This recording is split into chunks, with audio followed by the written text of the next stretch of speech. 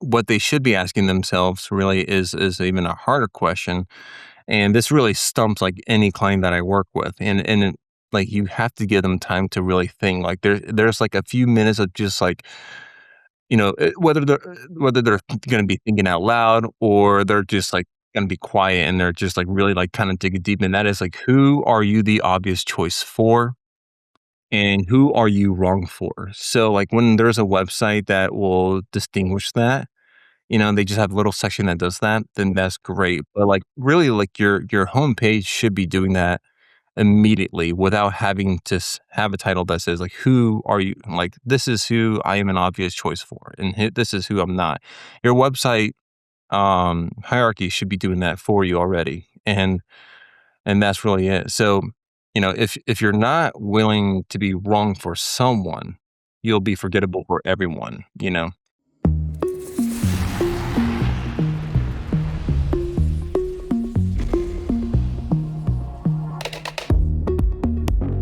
So, all right, welcome everybody back to the Full Battery Media Podcast. I'm your host, Sean Trace, and I've got an awesome guest with me today. Can you tell people who you are and a little bit about what you do? Yeah, thank you for having me on here. I appreciate it. My name's Josh.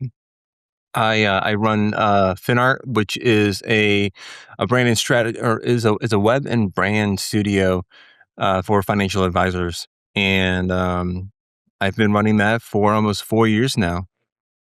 That's awesome. How did you get started going down that path? I mean, you were a financial advisor first. How did you make the shift from one to the other? Yeah, I had I had a magical lamp, and I just no, I'm just kidding. It's Those are the a best little bit. stories right there, man. Yeah, exactly. I had 3 wishes, and then There we it was go. interesting because I was, like you said, an advisor for 8.5 years, and I was at this point in my career where I just felt um, I wasn't satisfied with it. I wasn't. I didn't feel successful. I was like in a weird spot, and then I came across these very high producing financial advisors, and I was working with them, and I wanted to do a lot of financial planning, but they wanted to sell products. And that's the reason why they were known as top producers and not top financial planners. And I knew Mm, one route is going to make me a lot of money. The other route is going to help me sleep at night. yeah. And around that time, I started like just navigating Twitter, LinkedIn, found the independent space, and got to know a lot of these great people. And luckily, almost every single one of them had a podcast, so I got to listen in, hear what they had to say, and really just like hear about like their.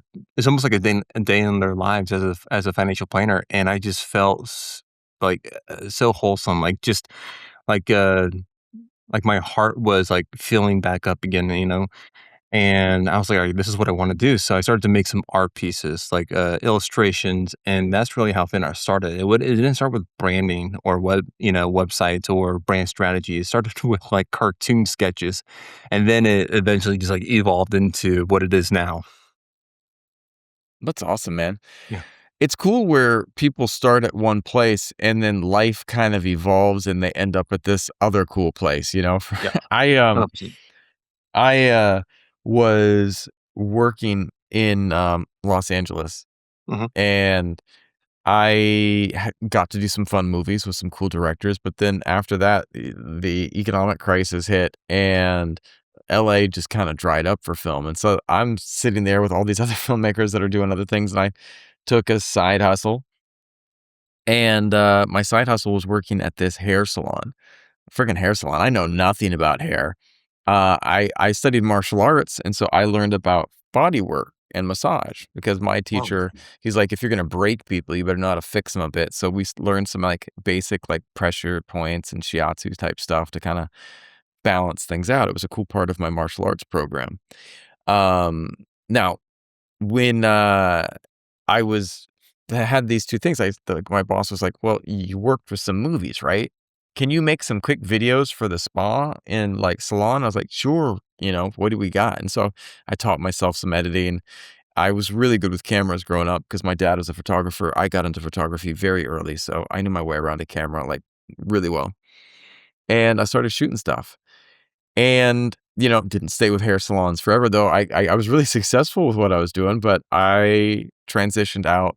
But I have my martial arts background, so I started making videos for martial artists, and specifically at that time there were some UFC fighters who had their gyms in Los Angeles. So I went to those gyms and I was like, "Hey, you guys want some videos done? And I want to train jiu-jitsu at your gym for free. How about we trade?" And they're like, "Sure, man." And like, so I got to make, all these videos for all these UFC fighters and like Fabricio Verdum and all his bros. I was doing their media and it was rad. It was super fun. And I got to do wild stuff, man. And so one of the things that was interesting to me was that I started here, but I ended up over here and it wasn't this straight line. But there were Yep. some principles that helped me kind of get from one place to the next. And it was understanding um kind of what people need.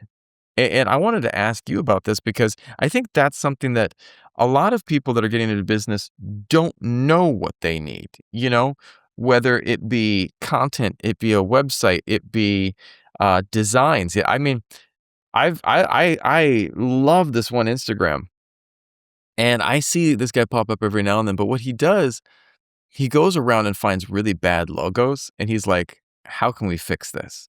And it's Yep. so cool to me to see what he can put together. And it's really special. It's really interesting. Uh-huh. But I want to ask you, because you've got a really interesting background, like, why do so many company websites all look the exact same? And why is that actually a huge problem, you know? Yeah. Well, first off, your background, that was magical. That could be its own like book. It could be its own movie. That's pretty cool. You could probably film your own movie. Um, Can I and be myself? Hi, I'm younger Sean. if someone I would doesn't do it agree with too. you, you can beat them up. No, God, that's pretty awesome. I'd play And, myself for sure.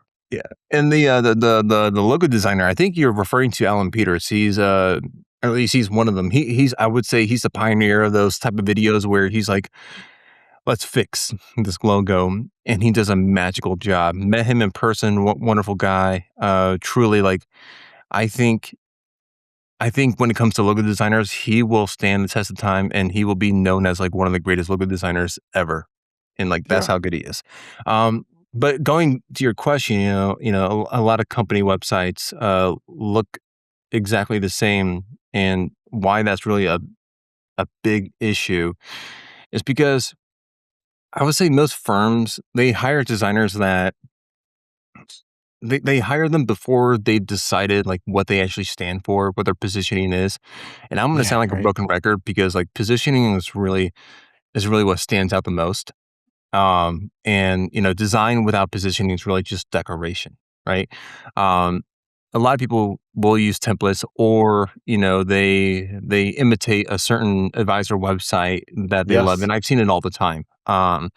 Which I understand why they do it. It's because they want something that looks good. They want to say, hey, I hear it all the time too, um and this is a props to John Cena and Objective Brand, but everyone comes to me and they're like, "Hey, I want to be like Root Financial Partners," and there's so much to it. Like they want to look like Root, but they don't want to do all the work that Root has done over time. And there's so much that they've done over years that have really accumulated over time.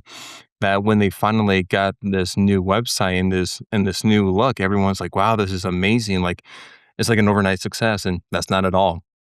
Their positioning was done, way before their new website was done. What John in his studio did was just reinforce everything that Root has done in the past, and then just made it look beautiful, right? And so they took all the work, understood it, and then built it from that. And every firm, I just feel like there's so many there's so many different ways that you can position your company, right? A lot of times Mhm. people will skip over that, but I have like this cover your logo test. I need a better title for that, but it's if you were to cover your logo on your homepage, Mm. can you and you do that with other websites too? Can you tell which firm it is? It just based Ooh. on the colors, the positioning, the messaging, almost never. There's some that may pass it, but almost never is the answer, and that's really it's not a design failure at that point, really, it's just that the business really hasn't decided who they're made for. Mm, Um, so I think that's why a lot of company, websites all look the same is because they found a template, they found a really nice they found a firm that's just, that's just hitting threes from all sides of the net, and they're like, "Hey, let's imitate," obviously, it's working for them, let's copy exactly what they're doing, and then they find out that there's more to it than just design, and yeah. yeah, that's why I come across all the time. I remember when, I was younger, and it was the '90s, and everyone was rolling up, and everyone went and shopped at the same store in my town. So everyone had it was a small town, everyone had the same Stussy on, everyone had the same flannel, everyone had the same baggy jeans, and it looked like everyone was the same person, and then there was one guy who just did his own thing. And he stood out, Mhm, even though everyone's like, I'm being original." Like, not really. You went to the right, same place. And they might have been original in their own way. They like changed one thing, but he was memorable. And I mhm, think that was the thing that was really, the impactful thing is like, would you prefer to be, doing it like everyone else, or do you want to be truly memorable? And I mean, because if we're talking about getting clients, being memorable in a positive way is an important thing, you know? mhm, very true, very true. I want to ask you this because, you know, people don't have a lot of time. And um and if someone comes to a web page and they only have 5 seconds, what are they supposed to instantly understand about your business? Like what is it that you're supposed to show? 5 seconds is very generous. Typically, it's less than 1 second, and that's because that's the first impression of your business, right? But if you do truly have 5 seconds, 3 things it should do. It should point out, like, who you serve, uh, what why you, and what changes for them. So, Mm, you know, when most financial advisors, like, their home pages, they'll lead with, we are a fiduciary firm committed to blank, we do comprehensive financial planning. No one really cares. All right. No one cares the jargon that you're using in the industry because they probably don't understand it. They may understand it, but they probably don't. And the one question that they're going to be asking themselves when they go into your homepage is, "Am I in the right place?" Right? And if you can yeah. answer that within 1 second, you do a great job because the your headline or the hero statement should really just do one job, and that's just to make sure that the right person is being seen, Yeah. but also that the wrong person has to leave, right? Because it should be Mm. filtering out the wrong people, and it should be bringing in the right people. So there's a lot of different ways to do it. Like, your homepage really isn't a brochure. It's more of a bouncer. It Mm. decides who they can let in. I like that. The idea of a bouncer. I think, you know, you are not allowed into the club because I mean, that's one of the things too is I think that people don't want anyone to be messaging them. People don't want anyone to just become you want the right people. You want the people that are gonna be actually engaging and gonna spend some money. But, Mhm. you have to build trust. You have to build the trust to get people through the door. And I wanna ask you too, like, what makes someone trust a brand online before they've ever talked to that person, you know? I think the brands, the companies, the ones that are really being specific are the ones that deserve and they gain the most trust. The more specific they are in their language, the more trust that they can build. When you use, like, generic copy, it reads very generic, right? Yeah. and you can kinda tell, like, hey, this is something that compliance made them do. They're really just trying to grab anyone and they're trying to make anyone into a client, right? And at that Yeah. point, they're like, "Hey, is this really the right firm for me? Like, are you the specialist that I'm looking for?" Trust is really just like built by demonstrating that you understand their problem better than the next person. So Yeah. if you can articulate their issue in a very simple way, in a very defined and simple way, then they can tell that you're the right firm for them. So whether that's you saying that to someone like in person or over the phone, or it's your website doing that for you, that's how trust is built over time. There's I used to back in the day, I used to be a personal trainer and Nice. this I was like 40 pounds lighter.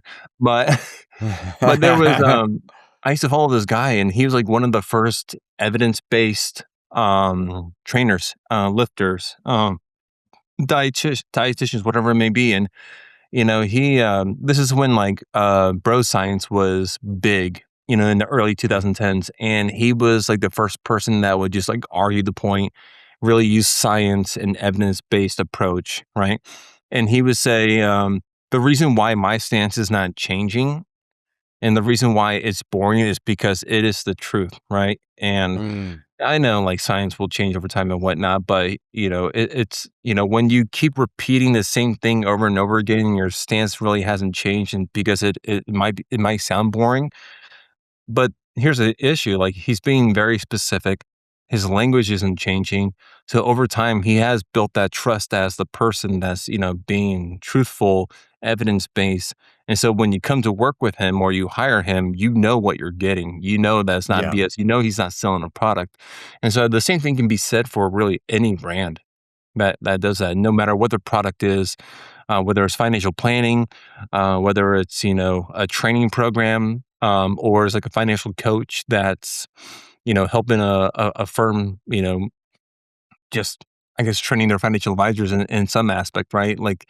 if they're just if they've been giving you the same messaging over 10 years, then you know what you're going to get, and and you haven't even spoken to them, but by the time you speak to them or hire them, you know what you're getting, and you already had that trust built up, and I think that's like the important piece there. It's interesting too because we see that with like celebrities. When you go and oh, why would you drink this drink? Well, because they had that drink, and you see them doing it. And it's because we feel that we can understand it. And there's like this familiarity as well. And that familiarity, like again and again and again, eventually builds trust. But I think that you also have to give value. And I think like that's one of the things for me is like, how do you signal value, in what you're Right. showing? Because you're kind of like because now we have seconds to get people hooked on something, and but not just hooked, then wanting to stay. But I want to ask you this because what makes them stay is what makes you different. Because there's a host. People have so much selection. You want a financial advisor? Well, there's like thousands and thousands. You Yeah. want a doctor? The used to be doctors. Hi, I'm the local doctor. Now people have telemedicine. People have options. And, even positions and fields that used to be guaranteed, oh, you're the doctor in town? Well, you're going to have patients. It's not so much anymore. And I want to ask you this because why do you think so many business owners struggle to explain what makes them different? Hmm. Um, there's a lot to it, but from my own experience, I would say it's because they're too close to it. Um, Oh, yeah. and there's a and any designer watching this will understand this very well. But like when you have to make your own website or you have to design your Mhm. own logo, it is the hardest thing in the world. But when you do it for a client, it's clear. Like you go through your approach, your framework, and it just makes a lot of sense. But typically when when you're doing it yourself, like you're too close to it, it's the hardest thing. And The thing that's actually different is so obvious, to them, and they assume that they know everything, right? And they really Right. don't. Um, and they also confuse, like, features with positioning. So, for a financial advisor, they'll say, like, "We're fee-only fiduciaries that, who do comprehensive, you know, planning," and that really describes, like, 80% of the industry. Yeah. First off, it's boring. It's not differentiating anybody, and what they think is it's really just table stakes dressed up as a value prop, and what they should be asking themselves really is even a harder question, and this really stumps, like, any client that I work with, like, you have to give them time to really think, like, there's, like, a few minutes of just, like, whether they're gonna be thinking out loud or they're just, like, gonna be quiet and they're just, like, really, like, kinda digging deep, and that is, like, who are you the obvious choice for, Yes. and who are you wrong for? So, like, when there's a website that will distinguish that, they just have a little section that does that, then that's great. But, like, really, like, your homepage should be doing that immediately without having to have a title that says, like, who are you? Like, this is who I am an obvious choice for, and this is who I'm not. Your website hierarchy should be doing that for you already, and that's really it. So, if you're not willing to be wrong for someone, you'll be Yeah. forgettable for everyone. Ooh, that's a mic drop moment right there, man. You know, I think that one of the things that we're taught that you have to make everyone happy. I had this one client that I had to say no to. I had to go, Mhm, "We are not a fit, man. We're just not." And mhm, I then very kindly, very happily sent them on their way. And later on, it was evident, but one of the things too, like, if people have ever been in a bad relationship and you're stuck in that relationship, you're like, "Oh, I'm trying to make it work," but sometimes it doesn't. And you gotta just say, "All right, let's go a different direction." And clients can be like that too. I think people yep, always wanna figure out a way to fit things in. I gotta make this succeed. But yep, I came to the realization that I can't make every single client succeed. yeah, I might be able to help them, but mhm, there's sometimes just personality mismatches that you have to be aware of. And, it's okay yep. because you still have to figure out what it is that is right for you and who you're selling to. And I want to ask you this one because maybe people get all of the rest of this figured out, but you still see people making mistakes. Like, what's the biggest mistake people make when trying to build a personal brand or their business online? Oh, I mean, the first thing that popped into my head was, like, the rude example that I gave earlier, and that's Yeah. everyone's trying to look like the firms that they admire instead of really just sounding like themselves.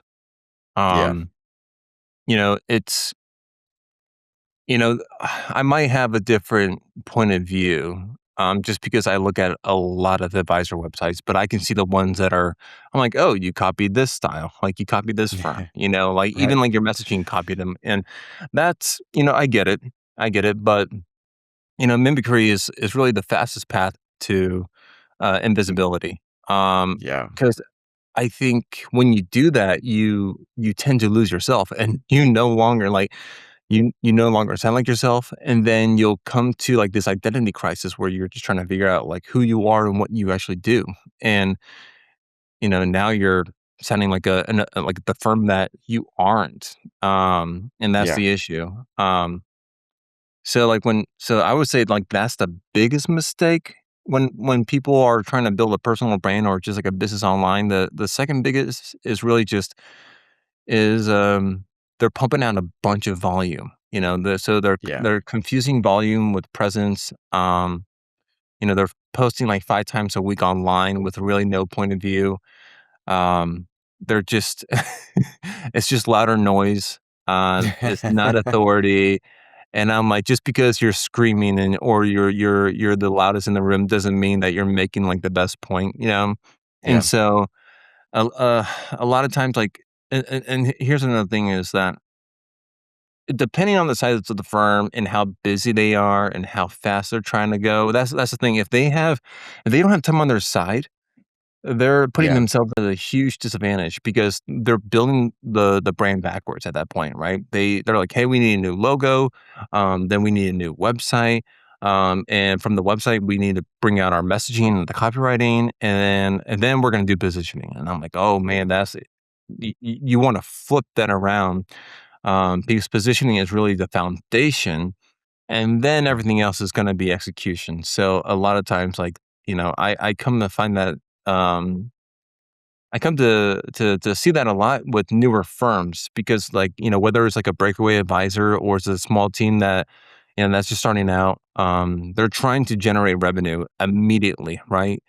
Because they yeah. spent so many months going through, the regulations and getting registered that they're like, all right, we got to make money, so let's do it now. And they tend to do things backwards. And then after a couple of years, they realize that. Then they come, get like a refresh in their brand, but it's not really their website or the branding that's the issue. It's the foundational piece. So Yeah. that's where like the mistake is. It isn't the mistake isn't really bad design. It's designing before they decided who they really are. I think about someone going like, "Hey, I'm gonna paint my car." "Well, what color do you want it?" "Oh, I don't know. I want it to be cool." Well, that's a really general statement, you know? Yeah. Like, "Are you gonna paint it like neon green?" "Well, no, no, that's not what I'm looking for." "Well, what are you looking for?" "I don't know." No paint shop that's worth their money is gonna sit there and go, "Yeah, I'll paint it whatever color you want." They're gonna, well, sit there and I'll paint it what color you want is gonna be the thing they want, but they wanna know what people wanna have. They don't wanna play a guessing game. Like, "You Right. just pick it for me." And, like, I have people sometimes that will tell me, "Oh, just pick the photos for me. Just pick this." And then I pick something, and then 2 seconds later, they're like, "Yeah, that's not what I was looking for." And I was like, "Yeah, because you didn't tell me what you were looking for. You gotta figure that out."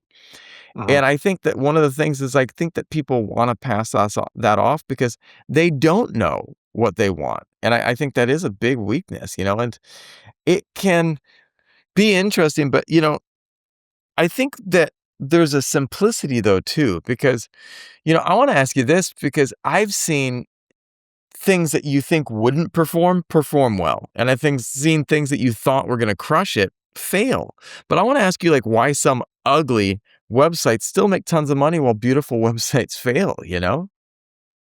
Um, yeah. I've seen it. Berkshire Hathaway's website is is the epitome of that. It's like it looks like a Windows 1995 still. Um, Which very is awesome. straightforward. This is just like if you haven't looked, go see it. You'll just be like, wow, like this website actually exists. But here's the thing, like your website isn't it's your website isn't a painting, right? It's built for conversion, right? And conversion is Yeah, a function of clarity.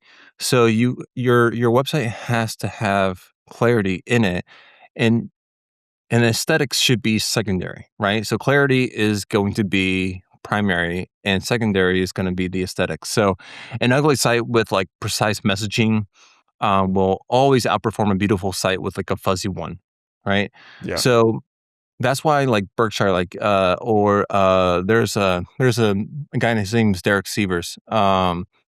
He has like a, to me, an ugly website, but it works, right. It has everything that he wants his viewers and listeners and readers to see, right. And that's why like the ugly site prints money.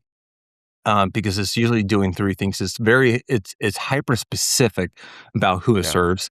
So yeah, check mark on that one, right? It eliminates right, any friction, right? So now your eyes are being attracted to like what they want you to see, and it tells the visitor exactly what to do next, right?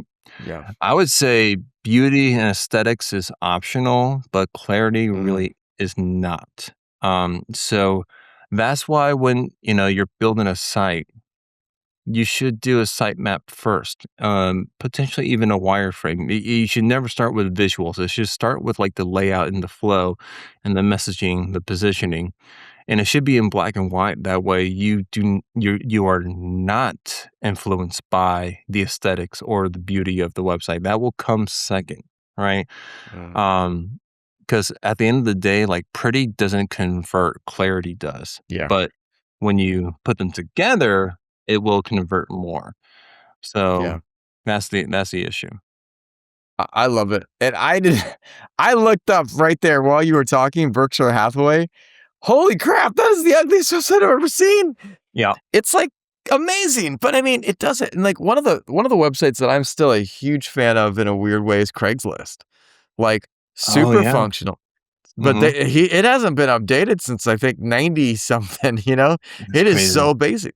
It's wild like that, but it serves its purpose, you know? And I think that that's the thing that you have to realize is Mhm. that if you can have something I remember that I had this old beat up car. Mhm. Man, that car could drive, and I loved it, and I kept it really nice, you Mhm. know, like, the engine was nice, everything else was nice, but the outside was just when I got it, it was already beat to hell, but yet, man, that car could drive, you know, and I Mhm. wanna think about this next question because how can somebody figure out who they're actually trying to talk to online instead of just trying to appeal to everyone? Because to me, that is one of the most important things someone can realize. You don't Yeah. wanna just try to catch everything. You wanna catch the right thing. How can you figure that out? Well, it took me some time, and it took a Right. business coach to help me figure that out too, because it was obvious, but it wasn't obvious. I don't know how else to say that, but when you if you were to look at like the last 10 clients of yours, um, the ones that like paid you the most, the ones you loved working with, the ones that complained the least, but more Right. importantly, the one that stayed like the longest. That's your pattern, like, that's who you should be writing for, that's the one who you should be designing for, not the ones you wish you had, it's the ones that you actually have right now, and I made that mistake early on too. Like, I Yeah. was designing and positioning for the people that I wish I had, not the ones I currently had. Mm, Of course, there's always a time and place where you will like, your business will evolve and you will have to reposition yourself, and that's perfectly fine, but, you know, when when you're trying to figure out right now, like who you're actually talking to online instead of like trying to appeal, like that's what you should do. You should look at like, hey, who's actually interacting with you? Who do you like interacting with? And that's who you should be building around. So, you know, um, that's one way is like so you pick the person or the client that you already love, and then you write about them, right? And that way you can stop guessing. And now you have like kind of like this the CPI that you can now build around.